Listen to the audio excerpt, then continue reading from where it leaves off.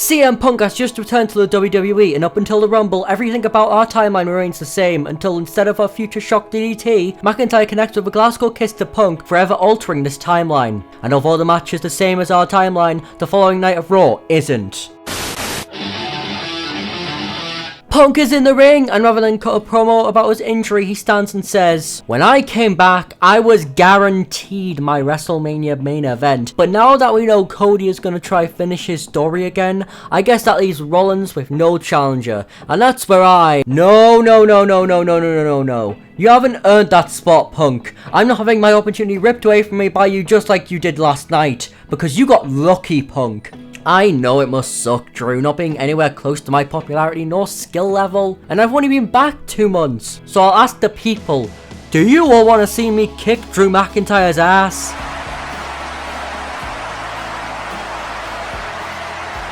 Well, if you're so popular, Punk, why don't we make a special occasion of our fight? You, me, in Perth. And we'll add a little bonus to it as well. The winner faces Seth Rollins for the World Heavyweight Championship at WrestleMania. You're on. And with that, McIntyre walks off and demands for Adam Pearce to make it official, which he eventually does only because of one man. Do it. Make the match. Please. Fine. You know what? Fine. Out of respect for you, fine, I'll make the match. So the match is official, but before the next week, we see a very tense interaction between two bitter rivals. Don't know why you asked for the match to be made, Rollins. You can barely walk. So when I beat the Scottish wimp, I won't be nice to your leg. And Rollins leaves Punk unbelievably bamboozled. And on the following Raw, Punk is seen backstage as it's looking like he's making his way towards the ring until BOOM! McIntyre blindsides Punk with a Claymore and starts beating him down. It's unbelievable from the Scottish Terminator. He then picks him up and starts making his way towards the ring. He then plants Punk onto the announcer's table and continues to beat down. No one can stop him. He then hurls Punk into the steps, redecorates the announcer's table and puts Punk through it. McIntyre has made an example out of his opponent for Perth, and he leaves Punk lying in a pool of his own blood. And Punk isn't in the ring the following week due to the injuries he sustained, but McIntyre is, and he obsesses over Punk as he stands in the ring and says, "You know, when I came back into this company, I wasn't expecting to see Punk in this place again, but here we are. After he screwed me out of headlining WrestleMania to get the moment I deserve, but I have a chance to rectify that, to win a world title in front of a live crowd.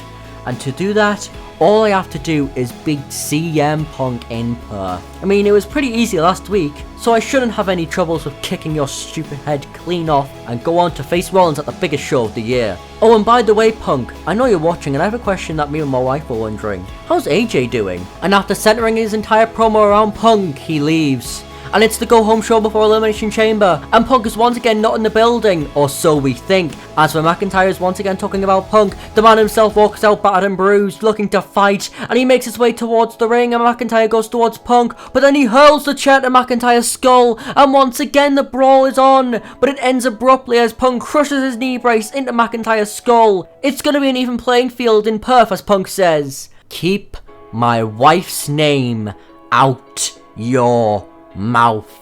And with that, Punk leaves and the match is set. CM Punk versus Drew McIntyre. Winner becomes the #1 contender for Seth Rollins' World Heavyweight Championship. And the match is vicious. They slug it out in large parts of the match. They won't stay away from each other, but they're both weak. They've taken each other out before the match to the point where after 10 minutes, the match is reaching its dying stages. McIntyre is getting on top, but Punk won't quit. And he's trading shots with McIntyre, and he lifts him up, but he's too weak. His back collapses under the pressure, and McIntyre takes full advantage as with one Claymore, McIntyre punches his ticket to fight for the World Heavyweight Championship. Punk can't believe it, he's absolutely deflated. But his presence isn't done with for this show yet, as he surprise attacks Rollins before his segment can begin, whilst Austin Theory and Grayson Waller take out Cody Rhodes, which opens the door for Damian Priest to cash in and become World Heavyweight Champion. No one can believe it, especially McIntyre, who confronts Priest backstage following his big win. But where does this leave Punk and Rollins? Well, even though Rollins is occupied with the bloodline, he's forced to make time for Punk as the voice of the voiceless assaults Rollins. He's got his WrestleMania target crystal clear, and Rollins does too, as after the assault he grabs a microphone and passionately says, "Don't you worry, you stuck-up precious little bitch. I'll fight you at WrestleMania. It doesn't have to be for a title. I'll stomp you out of this company and get rid of the cancer before it spreads any further."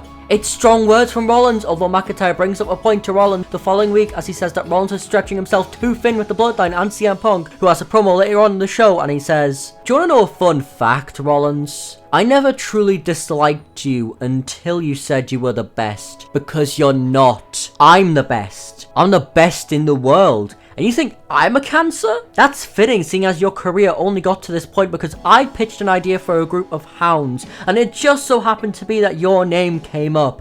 You were lucky. A lot of people notice, but some don't. It wasn't just Roman who was the second choice. You were the last. We were gonna go with Chris Hero, but then Paul, for some god-awful reason, stuck up for you, so no wonder he's the doofus son-in-law." And Rollins has heard enough. He storms out and screams, "I guess at WrestleMania we'll see who the inferior superstar is, won't we? But unlike you, if I lose, I won't complain for a decade straight about the company that built you up only for you to return back and pretend that nothing ever happened. This will never be your home, CM Punk. So long as my heart is still beating, you'll always be an outcast. That is my promise." Okay, begone. Go be a Cody Avenger, whatever the hell you call yourselves. You two deserve each other, honestly. At least you're taking out Dwayne. And Punk soon follows Rollins as he leaves the ring and the building. But leading up to WrestleMania, things get even more heated as they constantly fight. It doesn't matter if it's the opener of Raw or at the end of SmackDown, Punk and Rollins fight everywhere until the show shows. And Punk and Rollins open night 2 of WrestleMania, which Punk is visibly unhappy with, and he channels that energy into vicious attacks onto Rollins. He beats Rollins down, who was nowhere near 100%,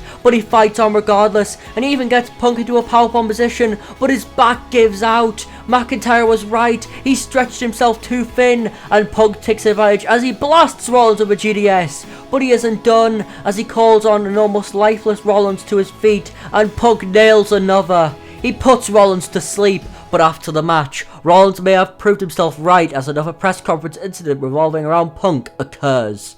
And with that, this chapter of Punk's career comes to a close, although it's only just begun. And if you like this story, I think this might interest you.